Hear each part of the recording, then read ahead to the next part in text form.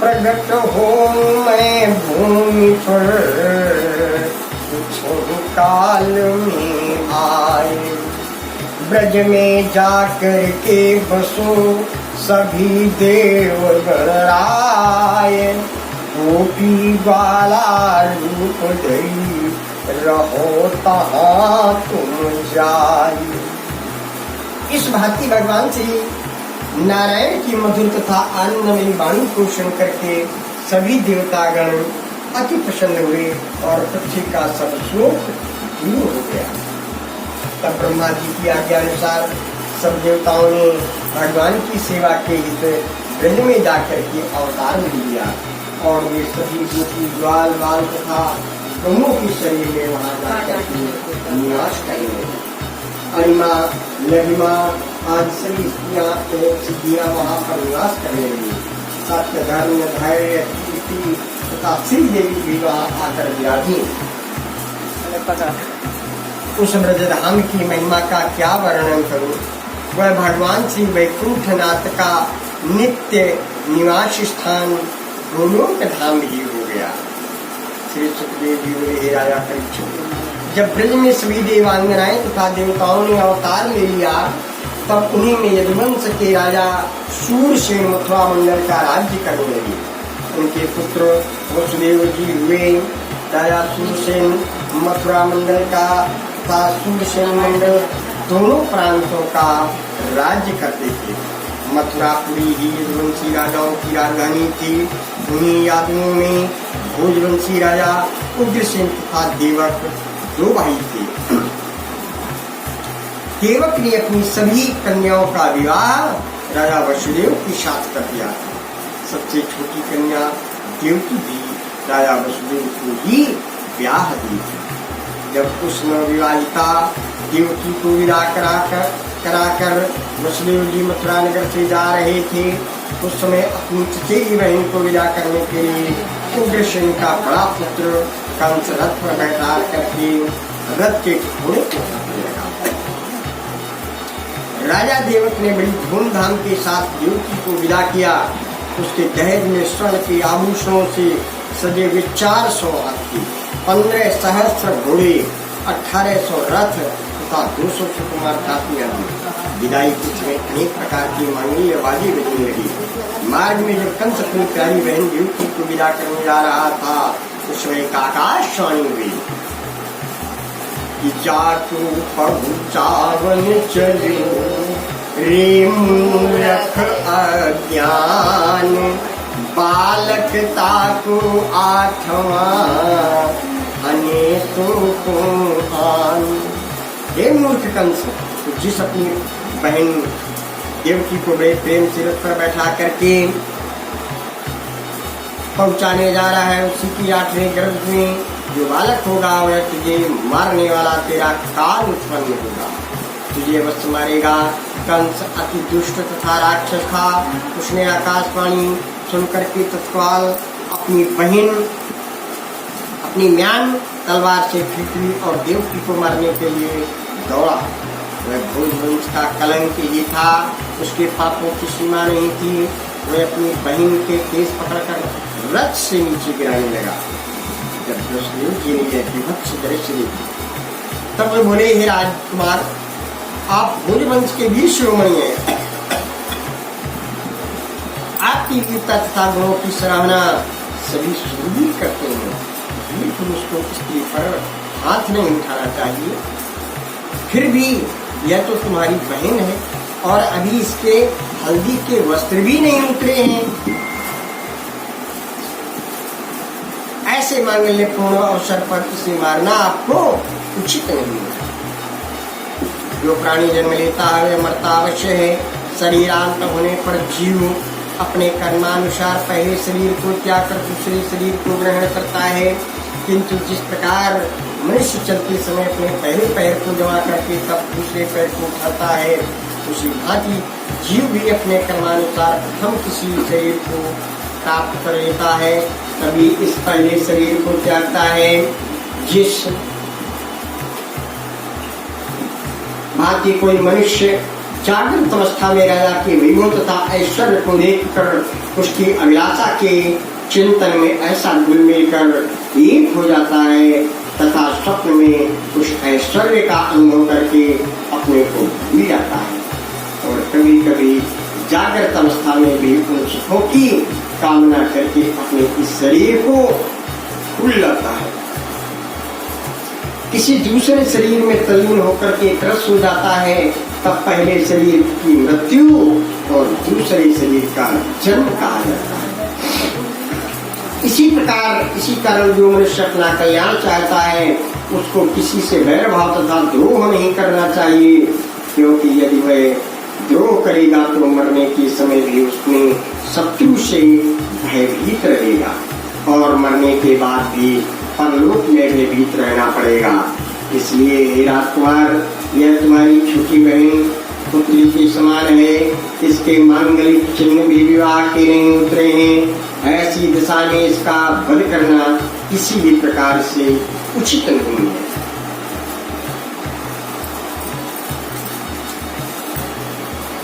श्री सुखदेव जी बोले, हे राजा परीक्षित, परम ज्ञानी सुखदेव जी ने अपनी अनेक युक्तियों से कंस को भली भांति समझाया, किंतु वह तो क्रूर राक्षसों का अनुयायी और दुष्ट बुद्धि था।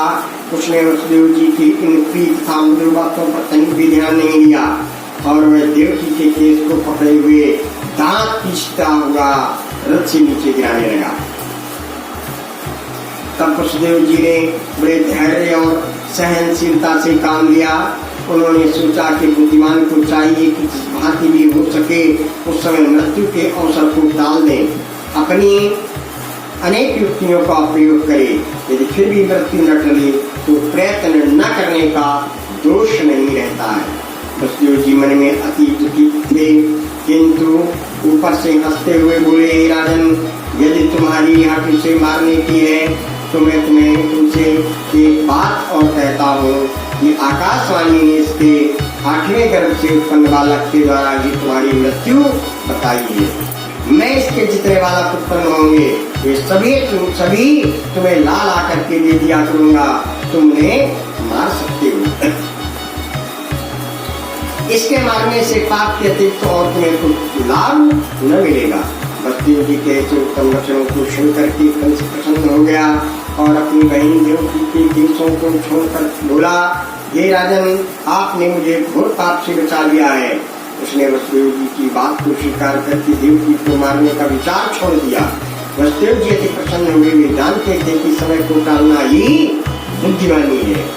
आगे भविष्य में शायद यह कंस ही न रहे अथवा देवकी के ही बालक उत्पन्न न हो, भविष्य की बात कौन कह सकता है।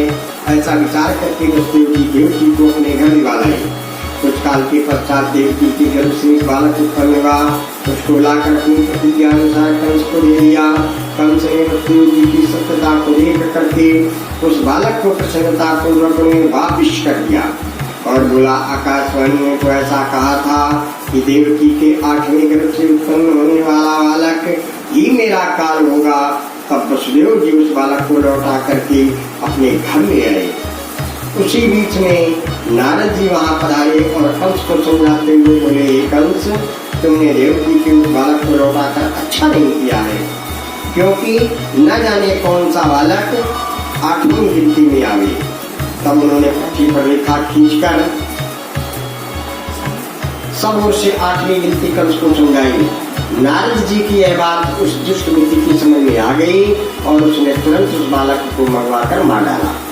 नारद जी उससे यह भी कह गए कि ब्रज में रहने वाले नंद, उपनंद, भूप, ग्वाले, उनकी गोपियां, वसुदेव आदि वृषवंशी यादव तथा देवकी आदि सभी उनकी पत्नियां सब देवताओं के अंश हैं। ये सभी तुम्हारे शत्रु हैं और तुम्हें मारने के प्रयत्न में रहते हैं। कंस ने नारद जी के मुख से ऐसी बातें सुन करके उसने तुरंत ही वसुदेव तथा देवकी को हथकड़ी बेड़ी पहना करके अपने कारागार में डलवा दिया और सभी यदुवंशियों को महान कष्ट पहुंचाना प्रारंभ कर दिया। वह यदुवंशियों के नन्हे नन्हे बालकों को इस भय से मरवा डालता कि कहीं इनमें ही मेरा काल विष्णु ने अवतार न ले लिया हो कंस के अत्याचारों से सभी रघुवंशी मथुरा मंदिर छोड़ कर इधर उधर चले गए और जो बचे खुचे थे वे उसकी आज्ञा मान करके अनेक प्रकार की कष्ट यातनाएं सहने लगे।